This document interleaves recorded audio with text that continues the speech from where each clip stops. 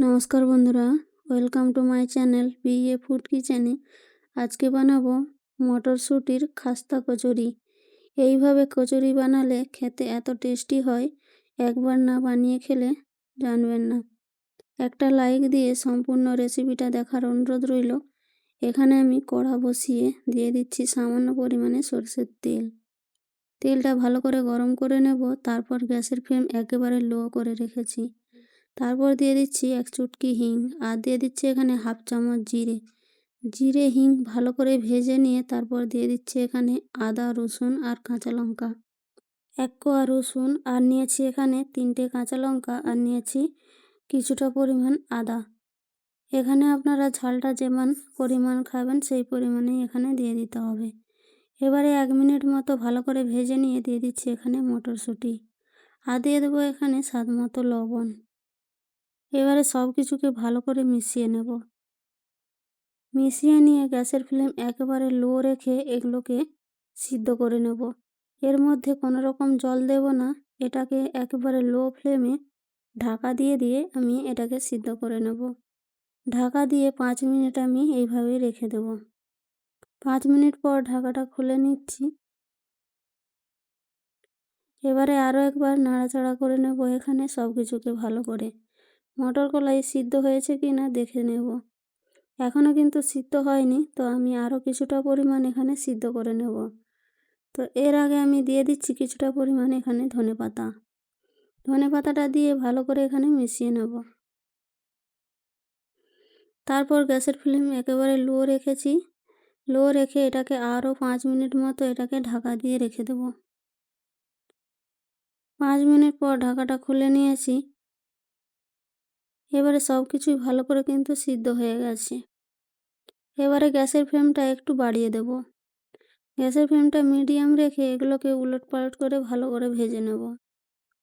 আদা, রসুন, কাঁচা লঙ্কা সব কিছু যখন ভালো করে ভাজা হয়ে যাবে, তখন আমি এটাকে নামিয়ে নেব। তো কিছুক্ষণ এখানে সব কিছুকে ভালো করে ভেজে নিয়েছি। একেবারে লাল লাল হয়ে গেছে, আদা রসুন সব কিছু ভালো করে ভাজা হয়ে গেছে। এবারে আমি এগুলোকে উঠিয়ে নেব। উঠিয়ে নিয়ে এগুলোকে ঠান্ডা করতে রেখে দেব। এবারে এখানে নিয়ে নিয়েছি একটা বড় পাত্রে ময়দা।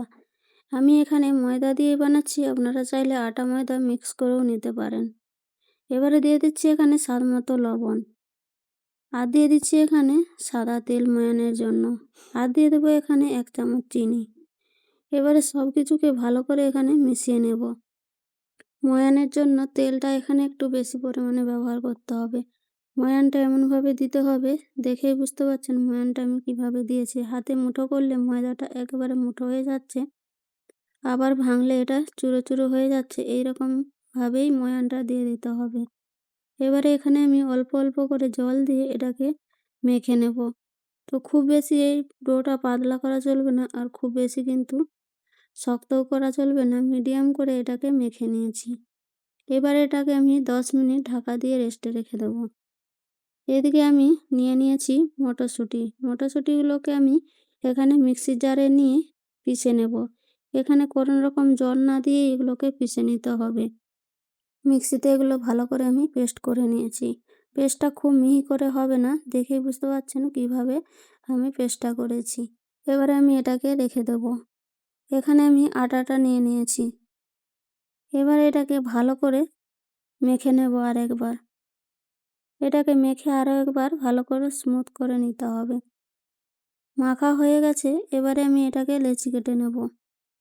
লেচিগুলো আমি রুটি যেভাবে হয় সেইভাবেই লেচিগুলো আমি কেটে নেব। সব লেচিগুলো কেটে নিয়ে আমি এখানে গোল পাকিয়ে নেব। সব লেচিগুলো গোল পাকানো হয়ে গেছে। এবারে একটা লেচি নিয়ে হাতের সাহায্যে একটা বাটি তৈরি করে নেব। এবারে ওই বাটির মধ্যে আমি পুরটা দিয়ে দেব।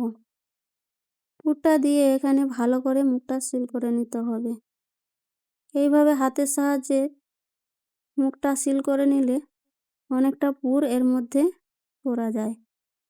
এইভাবে গোল করে আমি হাতের সাহায্যে এটাকে একটু চ্যাপ্টা করে নেব। আমি এখানে কিন্তু কোনো রকম বেলবো না, হাতের সাহায্যে এভাবে একটু ছড়িয়ে ছড়িয়ে দেব পুরটা, যাতে সব জায়গায় পুরটা লেগে যায়। এবারে এদিকে আমি তেল গরম করতে বসিয়ে দিয়েছি। গ্যাসের ফ্লেমটা একেবারে লো রেখেছি আর তেলটা হালকা করে গরম করে নিয়েছি। এবারে একে একে আমি কচুরিগুলো দিয়ে দেব। কচুরিগুলো দিয়ে আমি এইভাবেই রেখে দেব 5 থেকে 7 মিনিট মতো। এক সাইডটা ভালোভাবে শক্ত হয়ে গেলে তারপর একবার উল্টে দেব। এগুলো সাথে সাথেই উল্টানো যাবে না, তাহলে ভেঙে যাবে। এক সাইডটা ভালো করে যখন শক্ত হয়ে যাবে তখনই এগুলোকে উল্টে দিতে হবে। এবারে উল্টে পাল্টে ভালো করে আমি ভেজে নেব লাল লাল করে।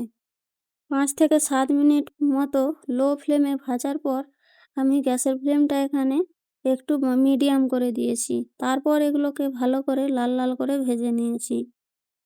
এইভাবে সবগুলো আমি ভেজে তুলে নেব। আজকের কচুরি রেসিপিটা যদি একটু ভালো লেগে থাকে তো একটা লাইক কমেন্ট করে দেবেন। আর নতুন বন্ধু হয়ে থাকলে চ্যানেলটাকে সাবস্ক্রাইব করে আমার পাশে থাকবেন। দেখতেই পাচ্ছেন কচুরিগুলো কত সুন্দর হয়েছে। দেখতে যতটা সুন্দর হয়েছে খেতেও কিন্তু ততই সুন্দর। আপনারাও একবার এইভাবে ট্রাই করতে পারেন।